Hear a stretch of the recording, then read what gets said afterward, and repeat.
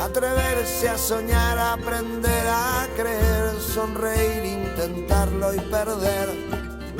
Atreverse a reír, aprender a llorar, sonreír al partir, sonreír al llegar.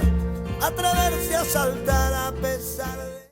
Hola, sean todos bienvenidos a un programa en el que hoy vamos a hablar y mucho de educación, de libertad también, y en medio de todo ello la Puerta de Alcalá, que tiene mucho que ver. Así que, ¿a que no lo entienden? Pues nada, sigan el programa que enseguida se lo vamos a explicar. Está con nosotros Lorena Heras, a la que ya damos la bienvenida. ¿Qué tal, Lorena? ¿Cómo estás? Muy bien, un placer estar de nuevo con todos vosotros. Nos acompañaste, bueno, es la secretaria de Educación del Partido Popular de Madrid, nos acompañaste con el inicio del nuevo curso para ver qué medidas había que tomar. Ahora, bueno, pues han cambiado las cosas. Y digamos que la mascarilla a veces, algunos dicen el bozal, ¿no? Parece como que es un sinónimo de pérdida de libertad y vamos a hablar de la libertad en la educación. Efectivamente, y además para bien en la Comunidad de Madrid. O sea, que vienes con buenas noticias. Vengo con buenas noticias. Esto comentábamos antes de empezar el programa, digo, somos totalmente transgresores, ¿no? Y aquí también vamos dando buenas noticias. Bueno, y tenemos chico nuevo en la oficina, es la primera vez que nos acompaña Juan Carlos Corbera, que es impulsador, arriesgado, emprendedor, empresario, todos los nombres que quieran poner más relacionados con el peligro, creo que los reúne, y más dedicados precisamente a la enseñanza. Hablaremos de la Fundación de la Educación de San Juan Pablo II. Perdón, yo es que digo su nombre y ya me emociono, ya digo hasta el nombre mal. Bienvenido, Juan Carlos. Bien hallado, muchas gracias. Hay que ver cómo dijiste un día, voy a poner en marcha... Pues sí, estas cosas que pasan en la vida. Como dices, amante del riesgo, pero quizá un riesgo no tan elevado como el de la enseñanza, pero bueno. Bueno, pues bienvenido. Muchas gracias, bien hallado. Y está con nosotros José Antonio Blasco Abada, arquitecto, que es uno de los fijos de nuestra tele, pero que está muy ocupado, cosa que me alegra, porque eso es que hay trabajo, proyectos, pero hoy sí que ha tenido un ratito para venir con nosotros. Bienvenido, José Antonio. Gracias, tenía ya muchas ganas de volver a esta casi mi casa. Es tu casa, no la has diseñado tú, pero bueno, entraría dentro de lo posible. Y hoy nos vas a hablar de la Puerta de Alcalá, y nos comentabas el ratito que estábamos hablando antes que, aunque no parezca, sí que tiene que ver con el tema de educación. Claro, es el punto de vista que adoptes. Entonces vamos a hablar hoy menos de arquitectura y más de escultura, de iconografía y de toda una serie de sorpresas que tiene la Puerta de Alcalá, con una misión precisamente educativa, con lo cual pues hay cierta coherencia entre los mensajes de la puerta y la labor de los dos contertulios que nos acompañan. Perfecto, pues vamos a empezar por Juan Carlos, porque es la primera vez que nos acompañas, y para que los espectadores, aunque a lo mejor le han escuchado con toda seguridad o sin a lo mejor, o le han visto, pues bueno, para presentarle ante nuestra audiencia, él es el fundador y creador de Educatio Servanda. ¿Qué es Educatio Servanda?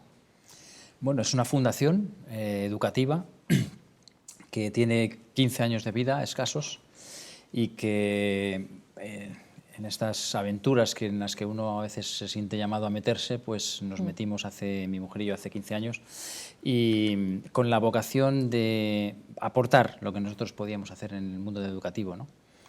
Como familia, como padre de familia, como madre de familia mi mujer, pues pensamos que los padres tenemos también mucho que decir en el terreno no solo de la educación, que nos es propio, sino también de la enseñanza, ¿no? Que es una parcela interior de la educación que normalmente delegamos en otros, que nos acompañan y que nos ayudan en ese trabajo, pero que no debemos desentendernos de ella, ¿no? Entonces, dentro de esta reflexión, pues de no desentenderse de la enseñanza también de nuestros hijos, pues pusimos en marcha esta institución educativa con una pretensión absolutamente modesta, y bueno, pues se ha convertido en una realidad hoy grande, pujante y con muchísima demanda social de las familias.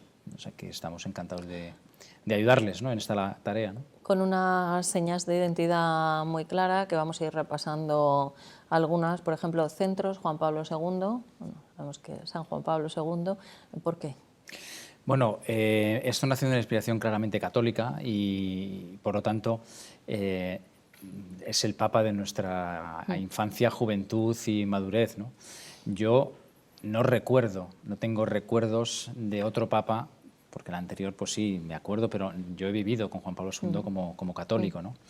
Y él muere en el año 2005 y el proyecto de la Fundación se inicia en el año 2006. Entonces, quizá pues hay mucho de él detrás de la Fundación, ¿no? Nuestra participación de proyectos de tiempo libre con el amante de la montaña, la familia para nosotros es absolutamente central en el proyecto educativo, es el papa de las familias, el papa de los jóvenes. Es decir, encontramos muchísimas características del propio santo, del propio papa en nuestra institución, y bajo su patrocinio la pusimos desde el principio y por eso todos nuestros centros pues tienen ese nombre.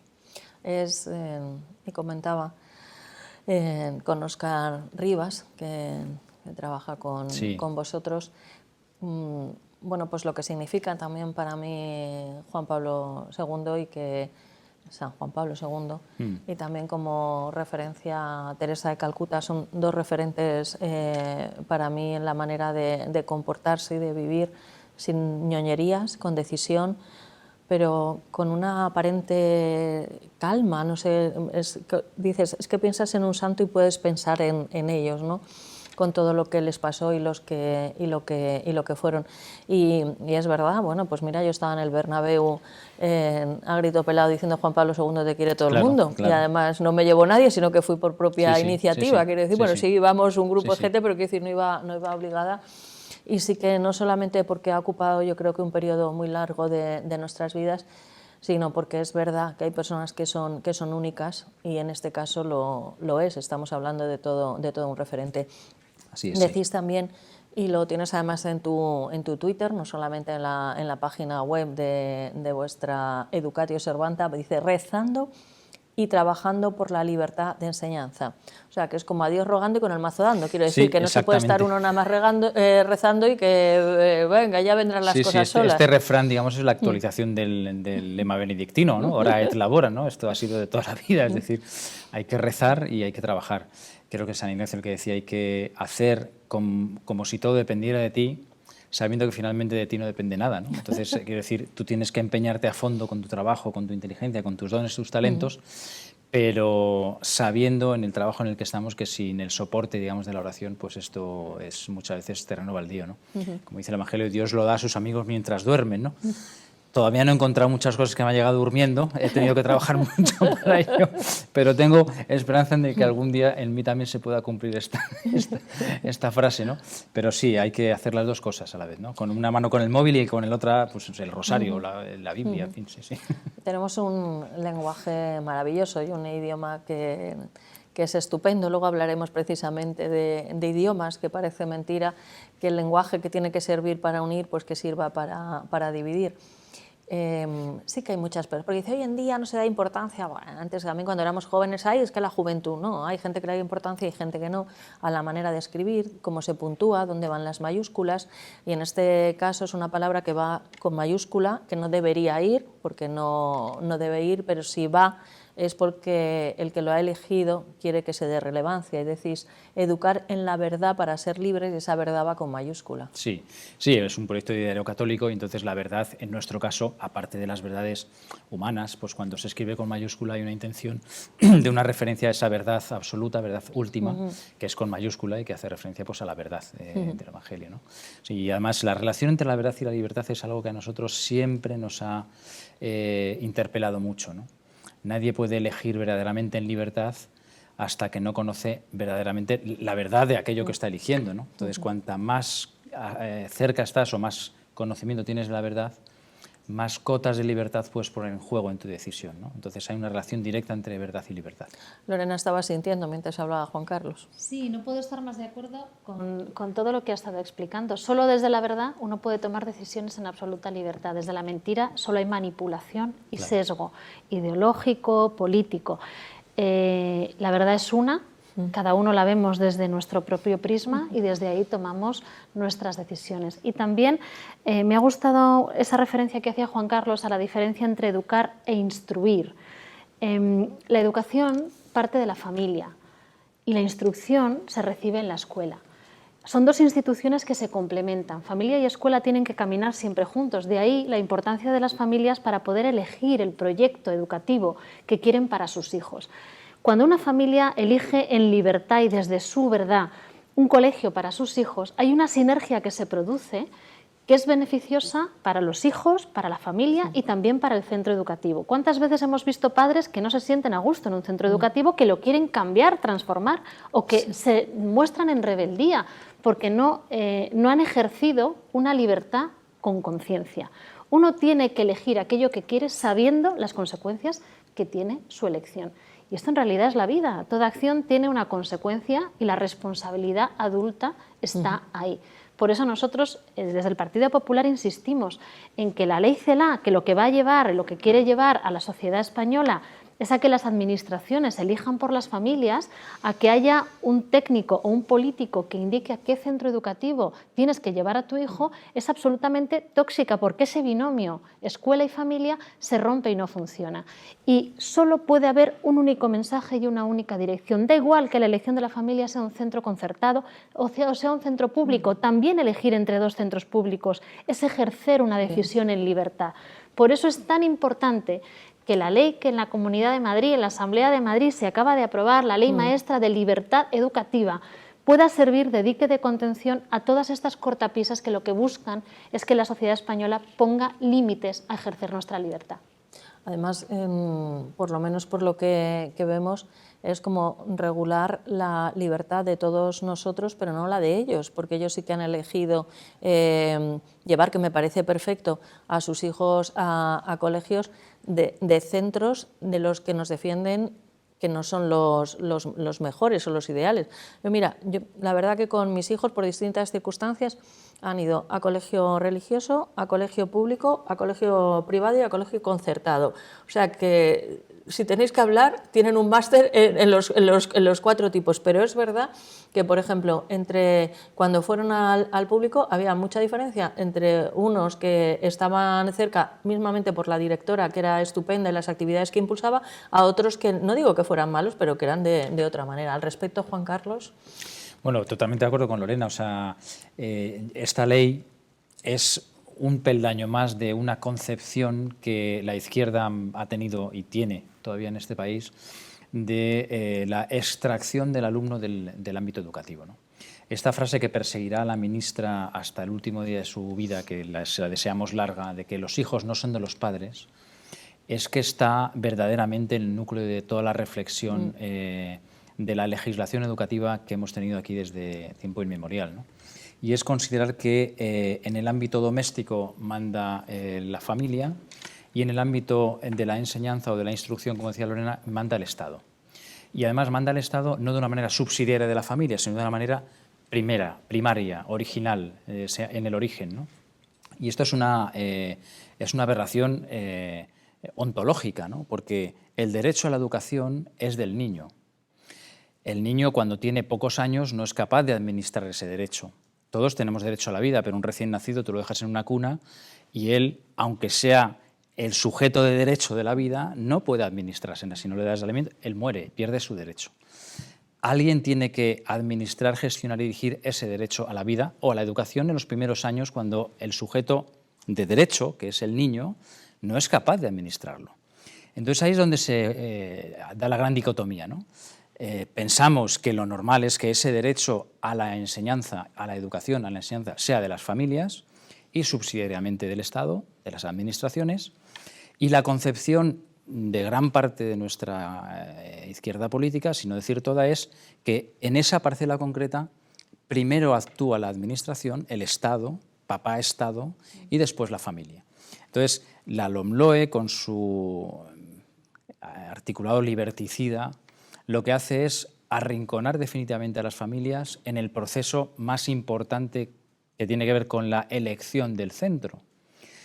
Pone en manos de las administraciones autonómicas la posibilidad de que la elección de centro sea directamente por la administración, sin tener en cuenta el criterio de la familia. Y esto vale para los que eligen concertada como para los que eligen educación estatal, porque yo, si elijo para mis hijos educación estatal, que estoy en mi derecho, y quiero el Instituto A en lugar del B, es que la Administración me puede decir, no, usted ha elegido el Instituto A, pero va a ir al Instituto B. Esto no es un tema de concertada estatal, es un tema de familia o Estado. Y esta es la cuestión fundamental donde me parece que no se entienden bien las cosas. Y de ahí se derivan un montón de decretos de legislación que está alterada en su orden lógico, ¿no? Y de ahí ha surgido entonces el aprobar esta ley, Lorena. Eso es.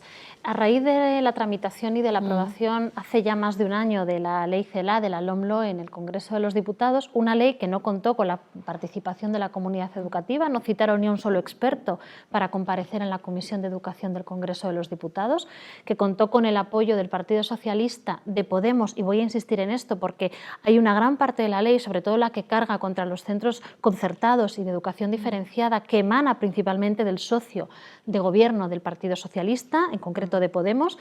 Esta ley atenta contra la libertad de los padres para elegir centro, atenta contra la calidad del sistema. Lo estamos viendo, como bien estaba explicando Juan Carlos, con todo el desarrollo de los decretos. Poder promocionar y poder titular con materias suspensas, lo único que debe hacer es minorar la calidad y el valor de los títulos educativos. ¿Qué es lo que buscan? Maquillar las cifras. Las cifras de fracaso escolar en España van a mejorar necesariamente porque no habrá alumnos repetidores ni habrá alumnos suspensos. Directamente promoción. Probablemente se prohibirá. Efectivamente, pero la realidad será siguiendo la misma. Y los alumnos que no han adquirido las competencias y los conocimientos seguirán careciendo de ellas, tengan su título de secundaria obligatoria o no lo tengan. Por tanto, la ley CELA ataca la libertad, ataca la calidad, ataca al español como lengua vehicular, que después tendremos ocasión de hablar de ello. Y cuando decía la ministra Celaá que el hecho de que no figurara en la ley explícitamente que el español era vehicular no significaba que no lo fuera, se acaba de ver hace unos meses, cuando tenemos una familia en Canet que no puede elegir que su hijo estudie solo el 25% de sus clases en castellano. Y atenta, y esto probablemente es lo que a mí me resulta todavía más incomprensible, a los centros de educación especial. Esos centros que son para nosotros la joya de la corona, en los que en la Comunidad de Madrid tenemos 5.600 alumnos que necesitan que cada día se dé lo mejor para ellos para que alcancen el 100% de sus posibilidades, sean estas las que sean. Centros que sí son inclusivos y que la izquierda de este país, y especialmente Podemos, insiste en catalogarlos como centros segregadores. Yo invito a cualquiera que siga pensando así a que visite un solo centro de educación especial y vea la realidad que en ellos sucede. Y no puedo evitar mencionar que esa falta de libertad que quieren para el resto de los españoles no es la que la exministra Celaá utilizó para sus propias hijas en un centro concertado y religioso en el País Vasco, o la actual ministra Pilar Alegría eligiendo para sus hijos un centro privado en Aragón. Ministra Celaá, por cierto, que después de haber atacado la libertad, la calidad, la religión, ahora la tenemos de embajadora ante el Vaticano. Son cosas francamente incomprensibles, después de haber hecho de la asignatura de religión una asignatura que no tiene valor académico y que, por tanto, no suma ni puntúa a la hora de valorar los expedientes académicos de los alumnos, que va a estar recortada en número de horas, que no va a tener asignatura espejo, o que al menos parece que esto va a ser así. Y después de todo esto se marcha como embajadora de España ante el Vaticano. Francamente, nos están tomando el pelo a todos los españoles. Sí, y yo iba a hablar al respecto, pero al final, como si no me voy a poner nada más en lo político o en lo que nos indigna mayoritariamente, y tú tienes mucha información, Juan Carlos también, José Antonio está invitado a hablar, pero él yo creo que está con su puerta de Alcalá, por eso. Él está con la puerta de Alcalá y luego ya en su momento hablará, pero sí quiero que detalles porque hablamos utilizando palabras pues, que puedan sonar bien, pero vamos a ponernos en la realidad. Cuando hablamos de educación especial, ¿a qué nos estamos refiriendo, Lorena? Pues nos estamos refiriendo a familias, porque cuando uno tiene un hijo con necesidades educativas especiales, al final la dificultad no se sitúa únicamente en el niño, en el sujeto de derecho, sino en que toda la familia sufre una transformación, en muchas ocasiones para bien, porque lo que hace es permitirte ver una realidad totalmente distinta de la que cada uno planea para su vida en un futuro.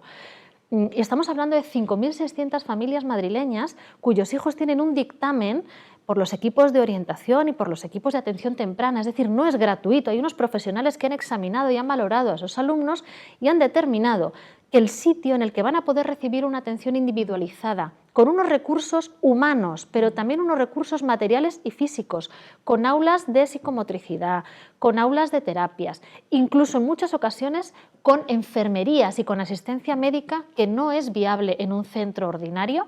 Niños que cuentan con estos dictámenes están escolarizados en los centros que necesitan para llegar al 100% de sus oportunidades. ¿Qué busca la izquierda con esa disposición adicional cuarta y el artículo 74 de la ley? Bueno, lo que buscan es ir asfixiando a los centros de educación especial y reduciendo la escolarización en este tipo de centros de los alumnos que tienen este dictamen para derivarlos a centros ordinarios. Eso sí, pretenden ponerles apoyo. Y yo lo que quiero preguntar es, ¿qué familia comprende que un alumno que tiene unas dificultades fisiológicas incluso, ya no solo físicas, va a poder estar más integrado en un instituto ordinario, en un aula rodeada de alumnos con escolarización ordinaria, solo por tener una persona a lo mejor de apoyo para él? ¿Va a poder interrelacionar con los compañeros o sencillamente se va a encontrar cómodo, a gusto y sobre todo feliz en un centro en el que puede compartir con otros alumnos cuál es su realidad? Tenemos muchas experiencias, muchísimas, de familias que vienen de la educación ordinaria a la educación especial y respiran por fin cuando llegan a un centro de educación especial porque perciben que sus hijos por fin son felices. Son felices, se sienten entendidos, han encontrado el espacio en el que tienen otros compañeros que viven una realidad similar a la suya y esa felicidad permite que su aprendizaje siga avanzando. El objetivo principal de las familias con un hijo con discapacidad grave es que sea lo más autónomo posible, que el día de mañana pueda ser independiente, que adquiera las competencias y los conocimientos que le hagan ser una persona libre o todo lo libre posible. Y eso, por desgracia, no va a suceder según la ley del Estado, la ley del Partido Socialista y de Podemos. Y precisamente por eso, para combatir la falta de libertad, de calidad, el ataque al español como lengua vehicular y el ataque a la educación especial, surge el proyecto de la presidenta Isabel Díaz Ayuso de aprobar una ley autonómica que ejerza de dique de contención ante todas estas amenazas que supone la ley CELA. Una ley maestra de libertad educativa que lleva por bandera la libertad, la calidad y la apuesta clara por la educación especial. Porque además son familias que tienen unos gastos especiales fuera de todo lo normal y eso, una persona de apoyo que además no va a estar para tu hijo solamente, sino que va a estar para más. Tengo uno de estos centros muy cerquita de casa, en Las Rozas, y cuando coincide una entrada, una salida y paso por allí me he quedado a veces a observar, porque hay tanta gente tan buena, o sea, no solo buenos profesionalmente, sino lo ves de corazón con el cariño que les tratas, cómo bajan. Y es que, si no es discriminar, es que, por ejemplo, si un chico no puede correr 100 metros lisos, no le puedes poner en una clase donde la gimnasia sea correr 100 metros lisos, porque al final se va a frustrar y se va a sentir fatal. Juan Carlos, ¿cuál es el modelo de educación que hay en los colegios Juan Pablo II? Por cierto, ¿cuántos son en total ya? Tenemos 10 centros educativos, 7 que son colegios de educación desde infantil hasta bachillerato y 3 centros de formación profesional que también nos interesa muchísimo. Bueno, es que es fundamental, es que volvemos a lo mismo. Fíjate, ya no te dejo hablar, pero veía y estamos viendo muchas noticias, pero esta era en Galicia, que estaban pagando pues una asociación, una agrupación de talleres para ver si había algunas personas que se ponían a aprender, porque dice que los coches cada vez los vamos teniendo más años y que no había personal suficiente para pues, hacer esas reparaciones. Es decir, que es que hay trabajo y hay personas cualificadas para ese trabajo, pero parece como que en un tiempo también del proyecto este maravilloso de universidades laborales pues se pasó a verlo como algo de menos capacidades, no lo sé. Sí, no, el tema de la formación profesional, bueno, yo creo que es algo que es una evidencia ya para muchísima gente. Nosotros llevamos ya casi 10 años trabajando en una formación profesional moderna, mucho más cerca del mundo laboral, y tenemos que empezar, desde luego, a quitarnos del imaginario esta tara, digamos, ¿no? que podemos tener de que el que vale y el que es brillante y tal hace una carrera y el que no vale que haga FP como premio de consolación, ¿no? Bueno, habría que darse una vuelta por Alemania o por cualquier otro país donde la formación profesional tiene un prestigio impresionante y donde prácticamente el 38% de la titulación superior es formación profesional, ¿no? La formación profesional tiene un recorrido en España absolutamente espectacular porque partimos de un nivel muy bajo y por lo tanto es muy fácil mejorar, ¿no? pero la clave está en la empleabilidad, en estar más cerca de las empresas, en que no sea una formación considerada tanto más como un plan B de premio de consolación académica para aquellos que no pueden hacer, sino un plan A para empezar a trabajar antes de lo que empieza a trabajar una persona que hace una carrera, ¿no? Y además con unas salidas profesionales, en muchos casos, mucho más importantes, más interesantes y con mucha más proyección que las que tienen unas carreras que son más tradicionales, ¿no? Entonces yo creo esto, tenemos que empezar a cambiar esta mentalidad, empezando por los padres, que tenemos hijos en edad de elegir, Sí. y que cuando tenga un hijo de voy a hacer formación profesional, no se te caiga el mundo encima, ¿no? Claro. Es decir, oh, Dios mío, no es capaz de hacer una carrera. No, es que hay muchas profesiones que son de formación profesional y que tienen un futuro, aplicaciones multiplataforma, en fin, un futuro infinitamente mayor que carreras que han sido consideradas como intelectualmente muy brillantes, y después los universitarios y los titulados están haciendo trabajos que no tienen nada que ver con lo que están haciendo. Entonces yo creo que hay que desmitificar la formación profesional y darle una oportunidad, porque me parece que tiene un desarrollo enorme, ¿no?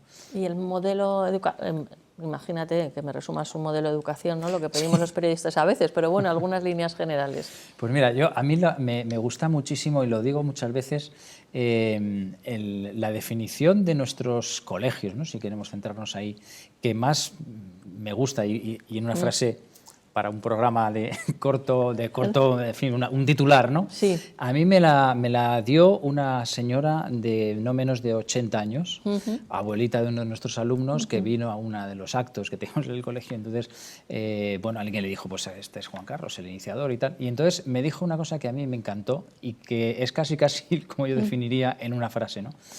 Me gustan mucho sus colegios porque son como los de antes, pero con inglés.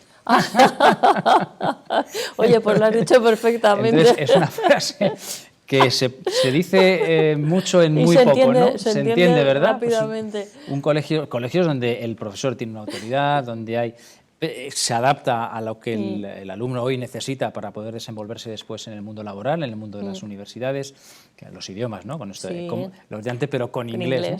Y los de antes, a nosotros nos gusta mucho la educación tradicional, ¿no? Sí. Pensamos que hay muchas cosas que se inventan y que tienen más un componente de marketing o comercial que verdaderamente educativo, ¿no?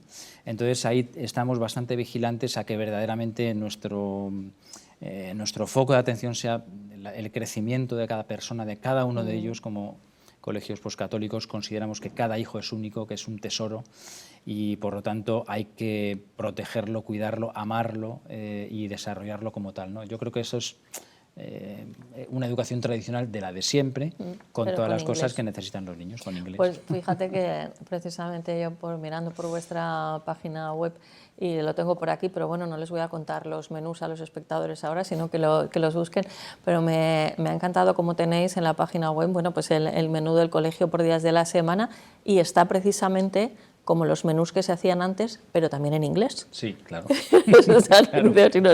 Dice, son unas comidas estupendas, y cómo explicáis la alimentación y con unos dibujos y todo, y me ha llamado la atención efectivamente que estaba ahí, ¿ves? Ahí sí hay bilingüe. Sí, claro, tenemos proyectos en todos ellos, proyectos propios de inglés. Con el bilingüismo también hay una reflexión de fondo sobre qué porcentaje de inglés, si las clases de algunas asignaturas que son de conocimientos deben vehicularse en inglés o no. Hay toda una reflexión en el mundo educativo sobre esto. Estamos un poco revisando todos los modelos de bilingüismo, porque quizá no tiene mucha lógica que nuestros hijos, ¿no?, conozcan el sistema reproductor en inglés y no conozcan los nombres de los órganos en español. ¿Qué ocurre? ¿Qué ocurre? Es decir, bueno, aparte del inglés, que hay que estar permanentemente revisando los modelos, ¿no? Lo del comedor me hace mucha gracia, porque efectivamente las familias es una de las cosas que más miramos. Hombre. O sea, hay que decir que, por suerte, porque nos preocupamos al menos de la nutrición, que ha sido pues también una cosa casi de mayor preocupación en los últimos años que antes, ¿no? Pero yo siempre nos critico a los padres, que yo soy padre de 4 hijos, que a veces nos fijamos más en lo que los colegios metemos a los hijos en el estómago que lo que les metemos en la cabeza y en el corazón, ¿no? Porque casi todas las quejas que nos vienen, quejas, sugerencias, mejoras, son siempre de aspectos no comedor, el servicio extraescolar de no sé qué, y realmente muy pocas de qué estáis haciendo con mi hijo en las aulas, ¿no? Qué tipo de formación se le está dando de la que verdaderamente queda, no de la que a las 2 horas desaparece, ¿no? Entonces, bueno, hay que atender muy bien el comedor, pero hay que atender muy bien también lo más importante de un colegio, ¿no? Es verdad que a los padres nos han obligado, por la vía de los hechos, a elegir colegio solamente por cuestiones totalmente periféricas a la enseñanza. Si tienes ruta, si tiene extraescolares, si tiene ampliación de horarios, si tiene comedor o es catering. ¿Por qué? Porque todo lo demás que ocurre en el colegio, que es lo verdaderamente importante, no tenemos ninguna capacidad de elección. El currículum se nos da hecho, las asignaturas se nos dan hechas, las horas de cada asignatura se nos da hecha.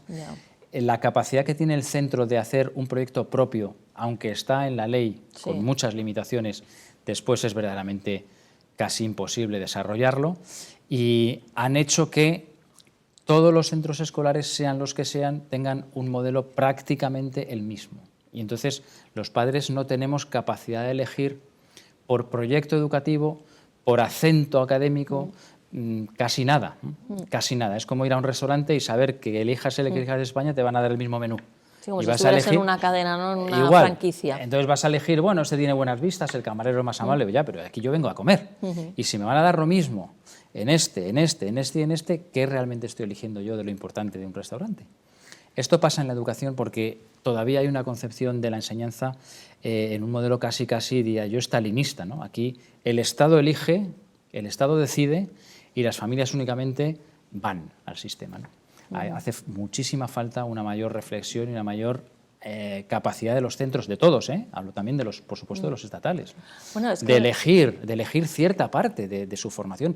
¿Por qué no un par de asignaturas por cada centro? Claro, mira, por cosas de baloncesto que me dediqué mucho tiempo, pues uno de los colegios que tenía y que bueno, que sigue teniendo bastante repercusión en el baloncesto en Madrid es el Colegio Estudio. Sí. Y entonces pues yo estuve ahí un tiempo como entrenadora de baloncesto y entonces conocí el sistema que era totalmente distinto, totalmente diferente al que había estudiado yo, ¿no?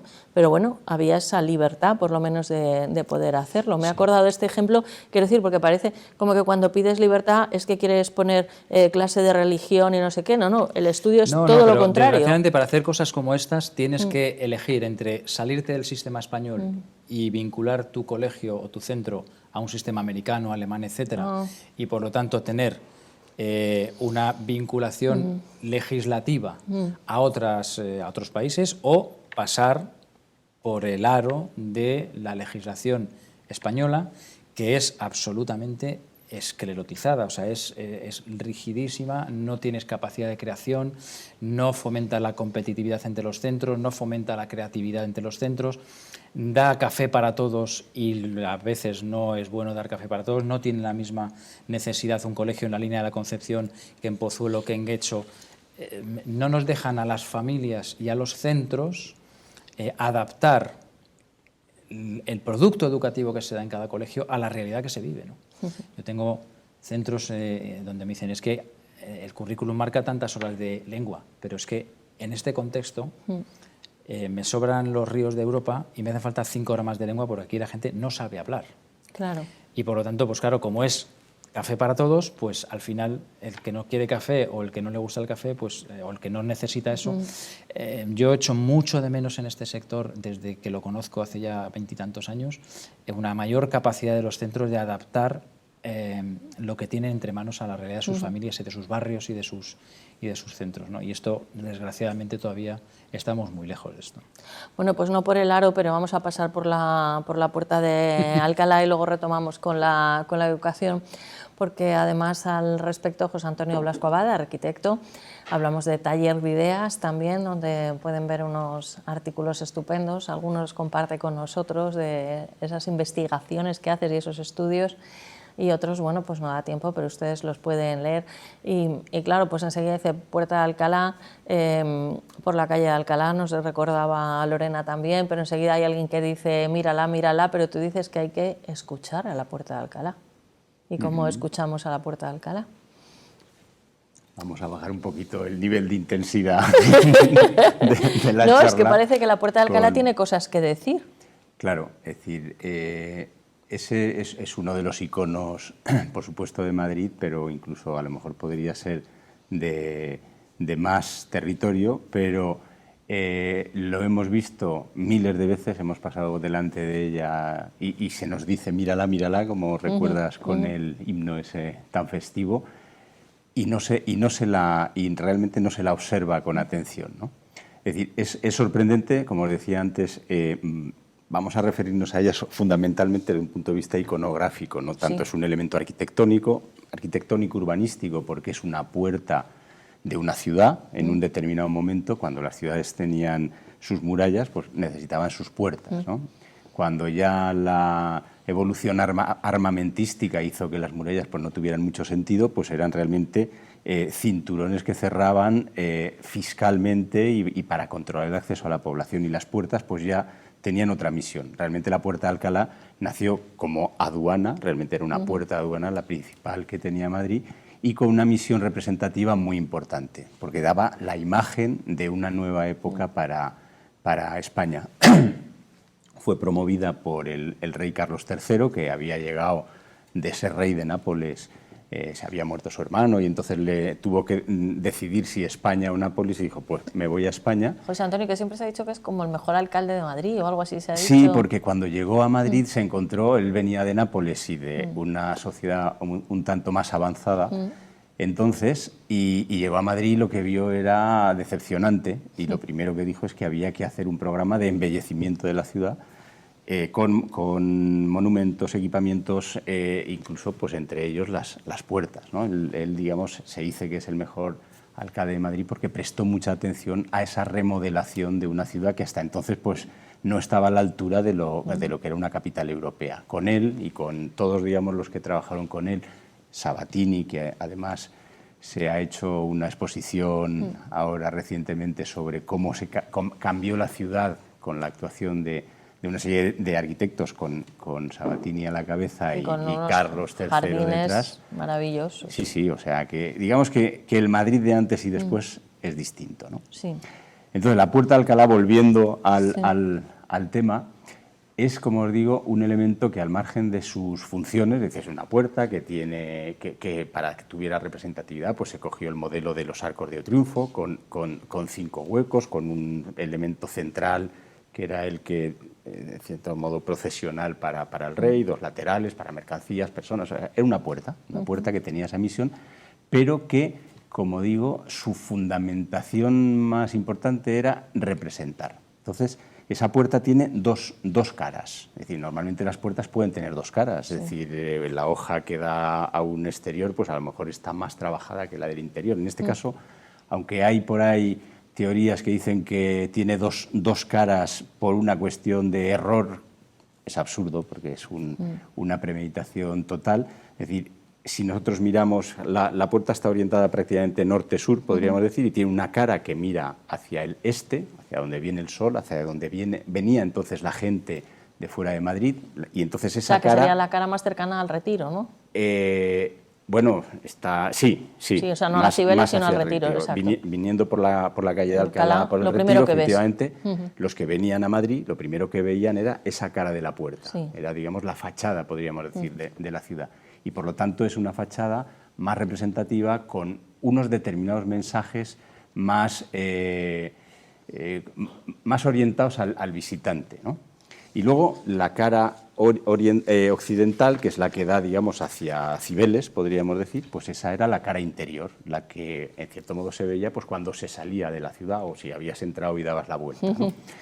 Esa duplicidad de caras se manifiesta, pues, por ejemplo, en que son 2 los escultores que desarrollan las obras de cada una de las caras.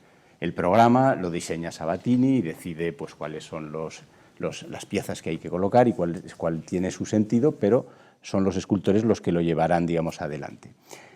La cara exterior, la fachada principal, si la miramos de frente, es decir, lo primero que llama la atención es el superescudo que hay presidiendo lo que es el frontón partido que hay, ¿no? Entonces, ese escudo tiene tanta importancia porque, entre otras cosas, Carlos III lo había renovado, había puesto pues, sus cuarteles de Parma, de Toscana, etcétera, y entonces había que demostrarlo, ¿no? Y está soportado por la Fama, que es una diosa griega, que es la primera cosa curiosa que sucede, porque la Fama en las representaciones habituales pues va con una trompa, que es la diosa que relata las hazañas de los hombres, etcétera, etcétera, ¿no? Dice, bueno, pues en este caso no hay trompa, pero no es que no la hubiera, es decir, es que de repente esa diosa es manca. Resulta que no está la trompa, ha desaparecido, no he logrado yo saber cuándo, en torno a la primera mitad del siglo XX desapareció la trompa y el brazo. O sea, el brazo derecho no existe. Ahí en ese dibujo, ¿veis? En el centro está marcado la ausencia. En el de abajo veis que hay una trompa. Sí, que está con un circulito, ahí vemos. Entonces, es la primera cosa que es curiosa, ¿no? La Fama es una diosa alada, pero está soportando el escudo, no tiene trompa, pero bueno, es una ¿Alguien se anécdota, la robaría, ¿no? o qué? ¿Eh? ¿La robarían? ¿O se caería, se desgastaría? Bueno. No es la única carencia, ¿no? Ah. Pero bueno, el escudo también, quizás a lo mejor porque es manca, le ayuda a un genio, que es uno de esos diosecillos, en este caso romanos, que protegían al hogar, a los ciudadanos, etcétera, ¿no? Ese es el gran elemento que veían los que llegaban a Madrid. Es decir, estás entrando en la capital de un reino, que además tiene un escudo renovado porque el rey es nuevo y tiene nuevas posesiones. Y lo que llama la atención en esa fachada es la presencia de 4 pequeños niños que en cierto modo complementan el mensaje, porque son, digamos, las 4 virtudes cardinales, ¿no? Que tradicionalmente eran figuras femeninas las que las representaban. En este caso Sabatini decidió que fueran niños, no se sabe muy bien por qué. Se puede sospechar que a lo mejor era para que no compitieran en tamaño con la Fama que soporta el escudo. Entonces, esos 4 niños perdona, y como dices, como nos estamos poniendo intensos, hago un paréntesis en el que no tienes ni que mover un rictus, pero lo que es el conocimiento y saber. Porque estamos viendo que sin ningún problema aquí han elegido y han colocado donde se ponían mujeres a niños y no ha pasado nada. Es que me llama mucho la atención. ¿No? Como nos tienen la cabeza, que hasta ya sabes que ahora los representantes que van a Eurovisión y todo tienen más debate que nos suba la gasolina, la electricidad, pues me ha llamado la atención, porque es que hay que estudiar y hay que conocer para ver que la historia, en fin, nos da muchas lecciones. Pues estaban ahí los 4 niños, que son la fortaleza, la prudencia, la templanza y la justicia. Y entonces esas eran las virtudes que se atribuían a Carlos III, pero se estaba diciendo, vienes a Madrid, aquí rigen las 4 virtudes, o sea, te vas a tener que comportar con prudencia, con fortaleza, con justicia, etcétera, ¿no? Ese era ese mensaje de decir, llegas a una capital, tienes que comportarte de esta manera, ¿no? Pues Antonio, y los materiales también, porque pues hay granito gris, hay piedra caliza blanca. Claro, es que decíamos antes que tenía como 2 esencias. Bueno, pues esa también es la piedra, es decir, está la piedra, el granito de Guadarrama, la piedra berroqueña que se suele llamar, que es la que conforma la arquitectura de la piedra, de la puerta, y luego está la caliza, piedra caliza blanca de Colmenar, que es la que se utiliza para las esculturas, es más fácil de trabajar, más detallada, etcétera, y hay ese contraste entre el gris y el blanco que muestra esa especie de duplicidad, ¿no? Luego, por rematar ya esa fachada, pues dice, bueno, pues hay una serie de símbolos que tienen que ver pues, con la prosperidad, con la fertilidad, digamos, de la ciudad, desde las cabezas de los sátiros, de las claves de la fachada principal hasta, bueno, los motivos florales de los tableros en el lateral, etcétera. En el interior lo que sucede es muy distinto. Para empezar, no hay columnas sino pilastras, con lo cual ya se ve que es una especie de segunda clase de fachada. Y en lugar de las virtudes lo que aparecen son trofeos de guerra. Armaduras, tambores, estandartes, etcétera, que están organizados, pero no son guerreros. Son trofeos de guerra que están puestos como sujetados por un tronco, advirtiendo de que, ojo, estás en España y aquí hay potencia bélica, ¿eh? O sea, que tenemos... Estos son trofeos que hemos conseguido. Y de todos ellos, los más llamativos son los 2 centrales, que son 2 figuras que están tumbadas en el frontón, en los faldones del frontón, que hacen un guiño a Miguel Ángel, que es uno de esos genios, digamos, de la historia del arte, porque esas 2 figuras recuerdan a lo que son las dos figuras de la tumba de Juliano de Médicis en la Capilla Medici de Florencia, ¿no? Ahí es el día y la noche, el día es la imagen femenina que mira al espectador, la noche es la femenina, el día es el masculino. Fijaos que hay algo muy parecido, sí. ¿no? Entonces, esos trofeos que también se complementan con unas cabezas de león en las claves y también motivos de abundancia, etcétera, insistiendo en la fertilidad y la prosperidad de Madrid, y el león que, ojo, que es la corona que dice te estoy vigilando, sí. es decir, el que sale por esa puerta y va a los territorios de España y dice aquí hay paz, ¿eh? Es decir, estos son los trofeos que nos han costado y tú compórtate porque nosotros te vamos a vigilar, ¿no? Nos queda lo que es quizás el elemento más sorprendente de toda la puerta, que son los capiteles. Claro, que esto ya no sería escultura, sería más bien ya elemento arquitectónico, pero esos capiteles son especiales porque tienen encima de ellos unas cabecitas de unos pequeños monstruos que son como sí, es verdad. con unos bigotes retorcidos y unas Sí, orejas sí, puntiagudas. Y dices, bueno, ¿y esto? ¿Qué es esto, no? Dice, bueno, pues no es del todo original, porque esos capiteles, en esa imagen, abajo a la derecha, aparece el original, que fue Miguel Ángel, el que los construyó o los planteó en la plaza del Campidoglio para las fachadas del Palacio Nuevo y el de los Conservadores. Cuando le preguntaron a Miguel Ángel que por qué esa especie de locura, decir, porque eso sí dices, es un orden jónico, pero pasado por el matiz o por el tamiz de Eugenio, y le pone una incorrección, podríamos decir. Y él dijo que, bueno, que el orden era efectivamente la perfección y todo lo que era representativo de lo racional del ser humano, y que él había puesto esas cabezas pues para recordar que el hombre tiene también una parte irracional que hay que tener en cuenta.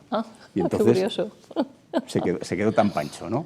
Entonces Sabatini, que era un elemento pues que venía del barroco y estaba, digamos, como muy imbuido también del neoclasicismo, estaba en esa especie de doble juego de la expresión y el idealismo, y dijo, pues voy a copiar los capiteles de Miguel Ángel, y entonces hay 40 cabecitas en todas las en todos los capiteles. Cuando paséis por ahí, fijaos, porque son como una especie de pequeños monstruitos que lo que recuerdan es que hay que tener racionalidad, pero que no hay que dejar de lado la irracionalidad. Ese es uno de esos mensajes subyacentes que tiene la puerta, ¿no? Hay más también, ¿eh? Pues la verdad que es sumamente interesante, y desde luego que creo que todos y los que están viendo cuando pasemos por la Puerta de Alcalá la veremos de otra manera. Bueno, estamos en momentos de concluir, pero seguro que, como antes hacía también Juan Carlos, pues prácticamente en titulares no podemos dejar pasar por alto esto del bilingüismo, ¿no? Creo que algunos nos hemos quedado perplejos al saber que lo que se pide es que el 25 se dé en español, en castellano, como quieran decir, y que esto se venga prohibiendo de manera sistemática en Cataluña, que no deja de ser un retroceso, como esta señora de unos 80 años decía, como colegios de antes, pero con inglés, ¿no? Es decir, vamos a incorporar más sabiduría y no restar sabiduría. Pues sí, precisamente hablando de recuperar conocimiento, yo animaría al Ministerio de Educación a que tuviera a José Antonio y arquitectos tan pedagógicos como él, como asesores para el currículo, al menos de historia, en lugar de el currículo que nos quiere plantear, en el que van a borrar a los reyes católicos, la hispanidad, la conquista de América y tantas otras cosas para reescribir la historia y reescribir la realidad. Y es una triste pena que en nuestro país, en pleno siglo XXI, vayamos a hurtar a las próximas generaciones, si algo no lo remedia, de conocer lo que ha sido España y cómo podemos seguir aprendiendo historia de España, no solo con los libros, sino a través de grandes obras arquitectónicas que, por cierto, vemos casi todos los días o con cierta frecuencia, pero pocas veces conocemos con este lujo de detalles.